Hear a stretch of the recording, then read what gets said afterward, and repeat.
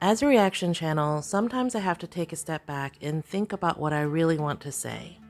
When Foodie showed up in Syria, I knew that this was going to be one of those times.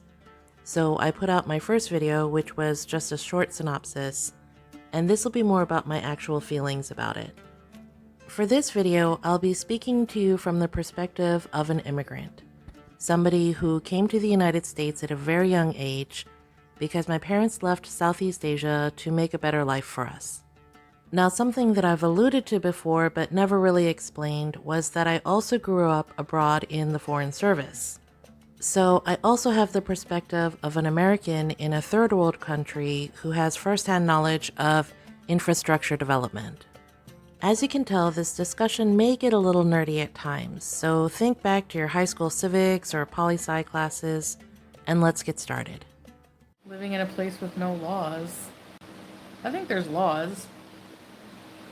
Avoid all travel. Yes, I know. They have to say that, Vanessa, because, they're responsible for all Canadians' well-being, so... No, the Canadian government is not responsible for your well-being, Foodie. You traveled to Syria of your own free will, on your own dime, and you are responsible for your own safety and security.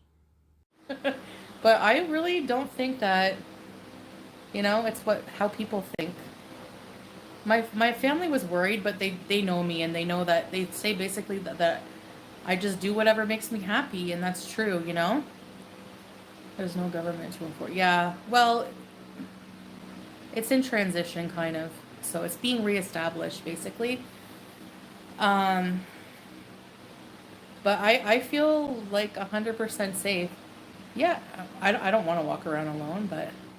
As a bit of background, the last regime was toppled in December 2024, so it is correct to say that the government is in transition.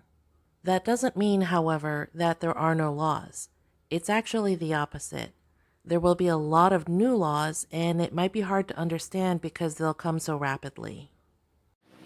It's not a life for everyone, that's for sure. I get that. It's a tough life here. It's a very tough life. But so what? I have to rough it for a while, honestly. Like, you know? The fact that Foodie is so glib about this, calling it just a rough life, is pretty offensive. In this video, she just kind of brushes it off and talks about infrastructure without really understanding what the term means. Like my internet now is 3G, for example. The signal comes and goes. 3G.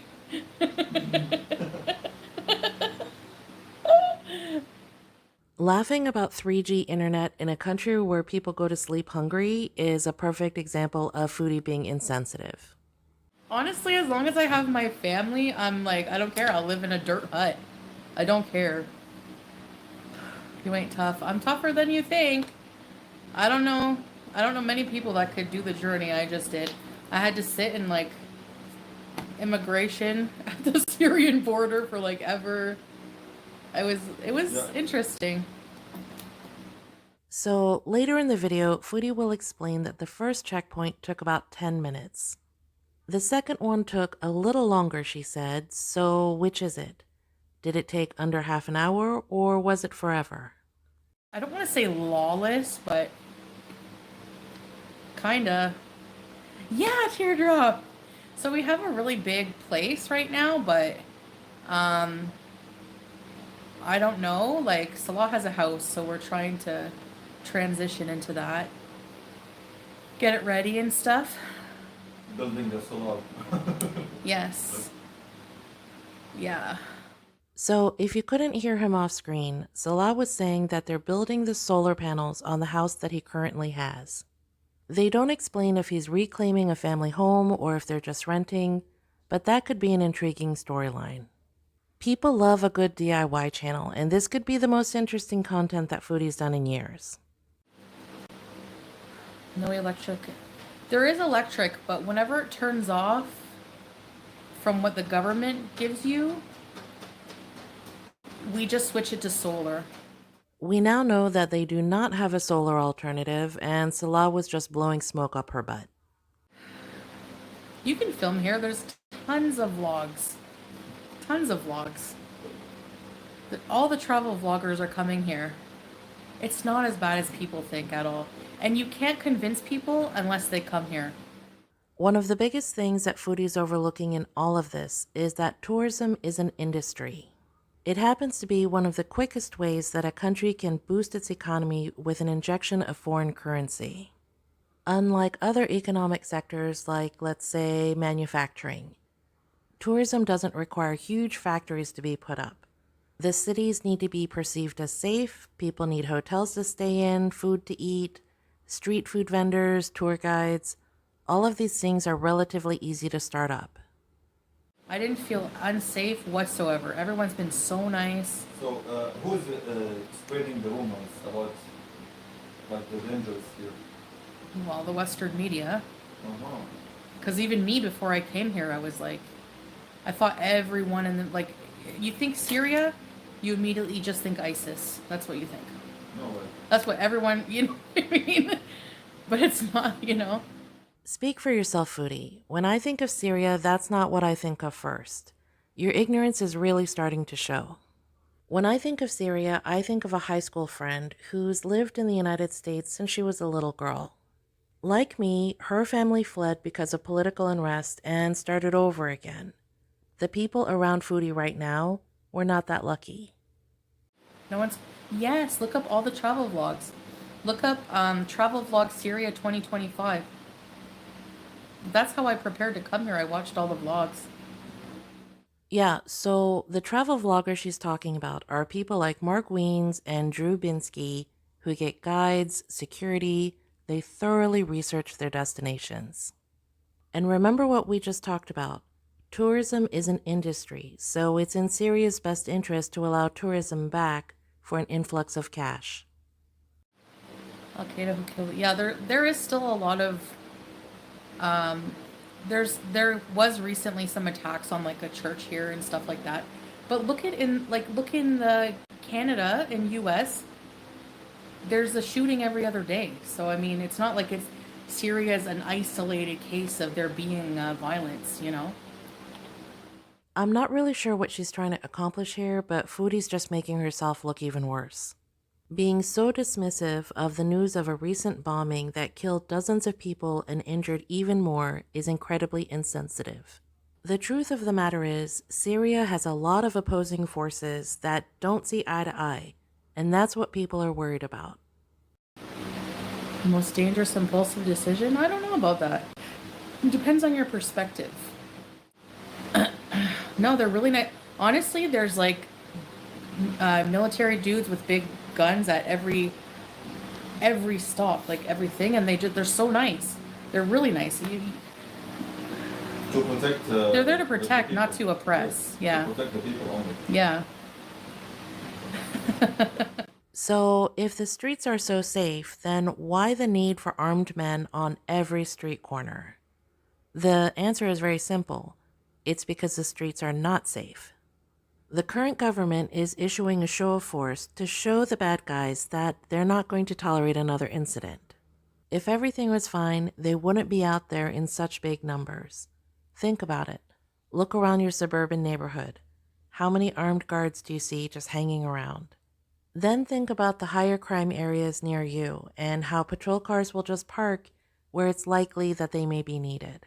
That's what I mean. This obvious show of force is like that, but on a much bigger scale. No, I don't have access to my Canadian, like my money. So I'm living off of my husband right now. Sorry, babe. Like literally, there's no ATMs that work, especially internationally. Only Sure, you. yeah, if you have a local bank here. Yeah. Well, this just shows how Foodie's such a bad traveler, honestly. Rule number 1 when traveling abroad is to expect the unexpected.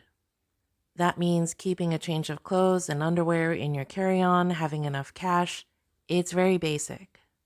Foodie spent 12 hours at the Istanbul airport, and I can tell you from first-hand experience, she could have easily gotten a whole stack of American singles. I can honestly not think of a single time that I wasn't able to use an American dollar to tip somebody, to pay for something on the street. People love American dollars. And the silly thing is, this happened to her in Cuba too. Because of sanctions from the US and Cuba, she wasn't able to use her debit cards, so she didn't have cash there either. Now, I know she's Canadian and she would have had Canadian dollars, but what I'm saying is, if she had gotten some American singles, she could buy things for herself in Syria. And you can pay for things in Syrian pounds, but they use also US money. And it's so funny because, well, not funny, but it's interesting because you'll exchange, so exchange, like, People saying what? Oh my god, what? babe, do you want to show them oh no, maybe not, the Syrian money? Yeah, they do on vlogs. Yeah. I want to show them the stack. Show them like what $10 looks like, and like a stack of Syrian money. $1? How much is 10 US dollars in Syrian pounds? Depends on the rate every day. This apartment is millions in Syrian pounds. I can't transfer money to Salah, so no, I didn't. This is 35 USD. So if you want to buy something for 35 USD, here you go. They like stores usually have a money counter. Like that's how money feels.